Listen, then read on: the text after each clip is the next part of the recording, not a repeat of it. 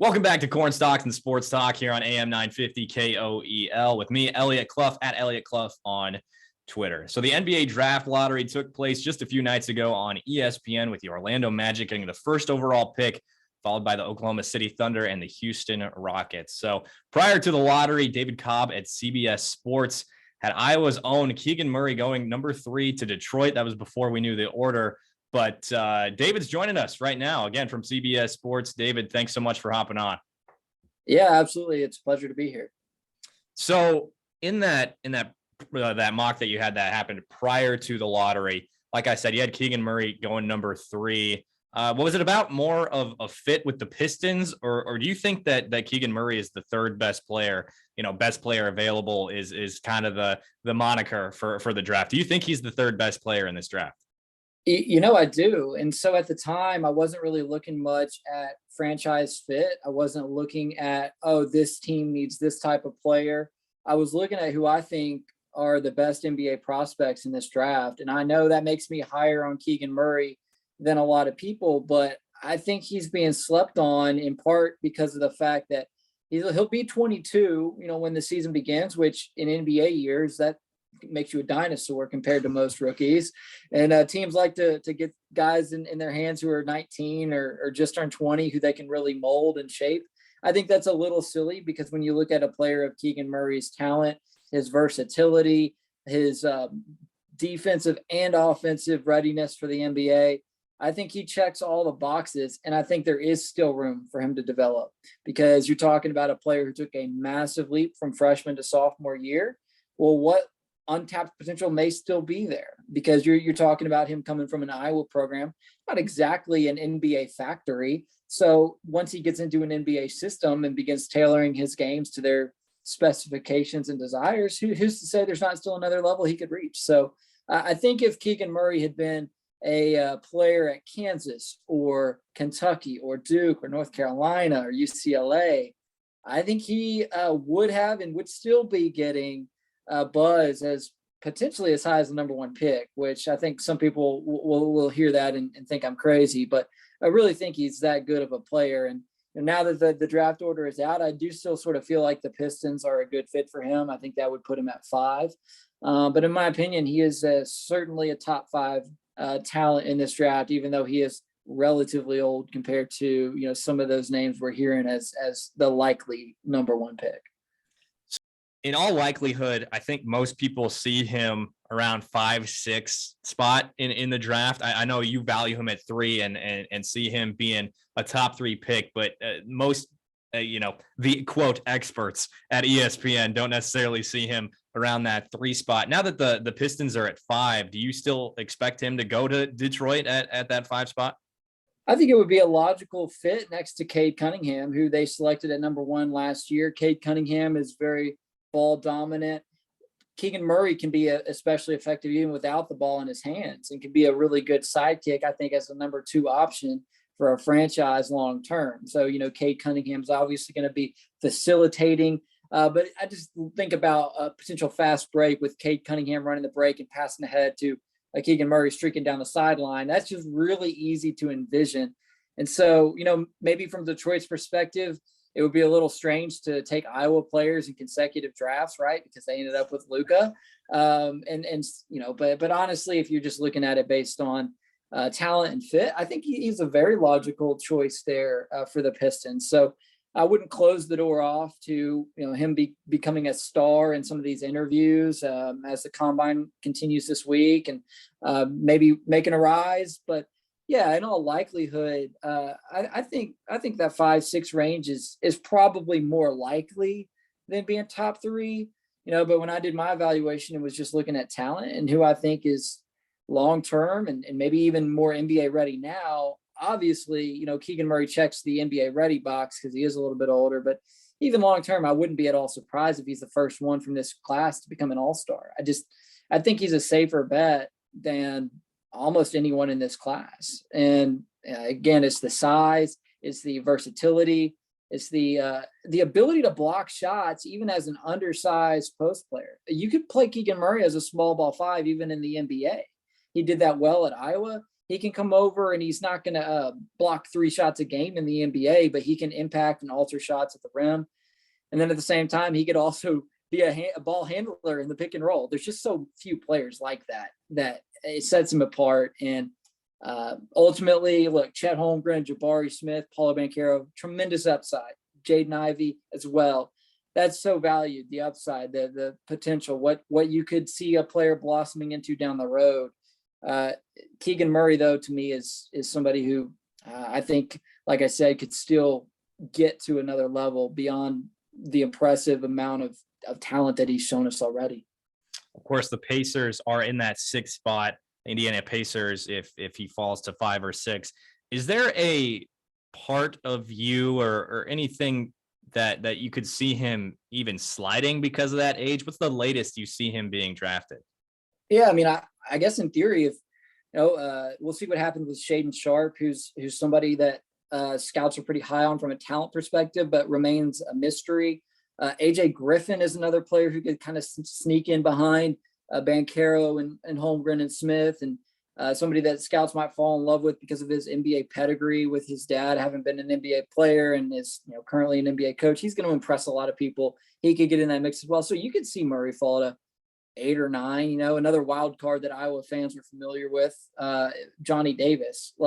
It's crazy. He's one of the more fascinating players in this draft as well, because you could see him end up being a top 5 talent maybe out of this class, or you could maybe see him struggle to stick in the league. You don't really know with Johnny Davis. If a team falls in love with him, would he be somebody that they would take a chance on pretty early? So this draft is so fluid at the top. It seems like a lot of years you got a pretty good idea going into it. All right, well, this is going to be the 1, 2, 3, 4 order. Sometimes you can even project it out a little bit further than that. But sitting here about a month out from the draft, it still feels like there's a lot that needs to be settled. Maybe Jabari Smith is the clubhouse favorite to go number 1. It seems like Banchero and Holmgren are likely to go 2 and 3 in some order, but it still feels all fluid. And it makes it exciting, and it makes the draft combine more interesting. And, then these interviews, I think, are going to have a tremendous impact as well. And I don't think Keegan Murray will hurt himself at all in those. So, I could see maybe doomsday scenario slips to 8 or 9, but I'd be surprised if he ends up being around after, pick number 9 or 10. Again, we're talking with David Cobb, writer for CBS Sports, covering college basketball. We're talking a little bit about his mock draft and the NBA draft coming up here. So I know a lot of like I mentioned, the experts, the quote experts, have Chet Holmgren going number 1, the big guy from Gonzaga. He's been a huge prospect for a long time. But in your mock, you had Paolo Banchero there. Why Paolo and not Chet? So it just depends. In some case, I think, on the franchise's appetite for risk. So if you're a franchise that you're patient, you're okay with guys figuring it out, filling out physically, then maybe you go Holmgren based off of upside. But if you're a franchise seeking immediate returns, then I think Paulo Banchero is a pretty safe bet. Of that group of Banchero, Smith, and Holmgren, I mean, Banchero has the highest floor, because if you look at him, it looks like he could be a positive for a playoff team day one, just based off how physical his game already is. Now, look, Paulo Banchero has to develop the outside shot, become more consistent with that. But he does some things pretty well that make him stand out in this class. In terms of just the ball skills and the facilitation ability, he is a very natural passer for somebody of his size, and a versatile defender already. When you look at Jabari Smith and Chet Holmgren, you say they could be versatile defenders someday and be really good in that aspect. You look at Paulo Banchero, I mean, I feel like he can guard most NBA positions at right now.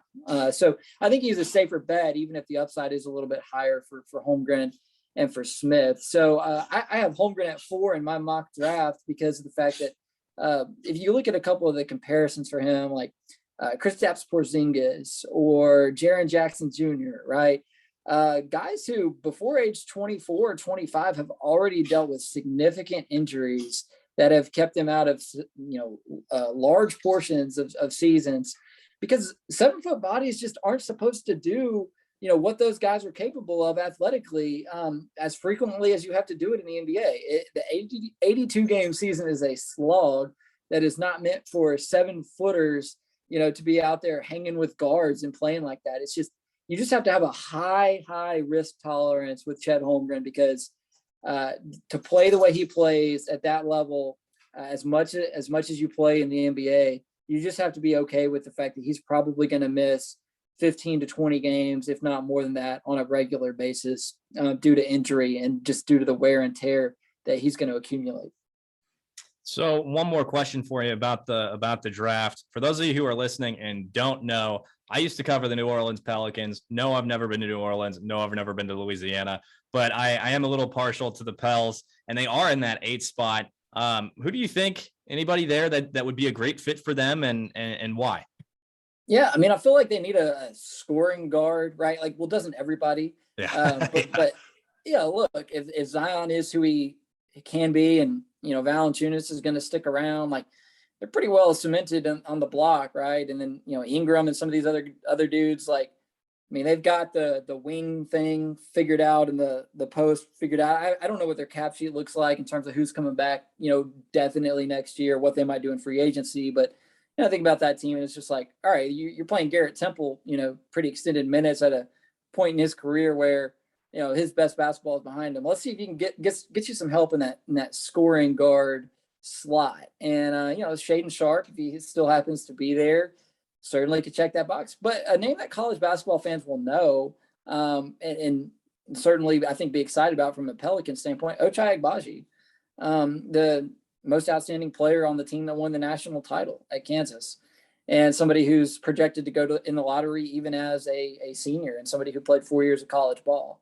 He's somebody who I think has a pretty high floor as well, and somebody who could help you right away. So if you're the Pelicans and you want to build off a playoff run, you think you might get Zion back, and you don't really want to nurture and develop a 19-year-old who might be able to help you in 3 or 4 years, well, go take Ochai Agbaji. He can help you tomorrow and knock down perimeter shots and play some pretty good defense. So, I mean, at that point in the draft, I feel like if he's there, it would be a logical pick for sure.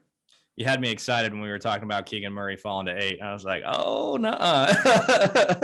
Well, maybe. And I think he's the type of player who could fit anywhere. So you never know. And like, NBA franchises get real creative this time of year when they find somebody they like. They'll clear the books in whatever way they need to in order to make a certain player fit if they see a long-term opportunity with someone.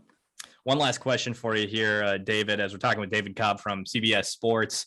I saw CBS Coaches Rankings for the FBS. I saw you shared it at least. Did you contribute to that article at all? Did, yeah. It's like 7 or 8 of us who vote on it. Yeah. Okay. So I ranted a little bit in our first segment because Matt Campbell is ahead of Kirk Ferentz by 1 spot. What's the deal, man? What's happening? I think that's like the infatuation with Matt Campbell and just like the way he built a program. I mean, look, let me pull up where I had him, and so I can defend myself here. I always get in these debates with Iowa people. So, all right, so I had Ferentz at 12 and I had Campbell at 14. So I'm absolved of blame here. Okay. And I can't speak to the rationale of my colleagues. And frankly, I couldn't remember exactly what my ballot looked like until I just found it on my notes app. But look, I think people just really appreciate the way Matt Campbell built an Iowa State program from the dust. At least that's the perception. Whether that's the reality or not, I mean, hey, he took a bunch of 3-star guys and took Iowa State football further than it's ever gone. On the flip side, Kirk Ferentz has been doing this for a long time at a really high level, and so I understand where there might be a little bit of a frustration there. And Ferentz is 5-0 against Matt Campbell. That's all I have to say about that. He is David Cobb from CBS Sports. He's a college basketball and college football writer there at David W. Cobb on Twitter. Give him a follow. David, thanks so much for joining us. Yeah, I appreciate it.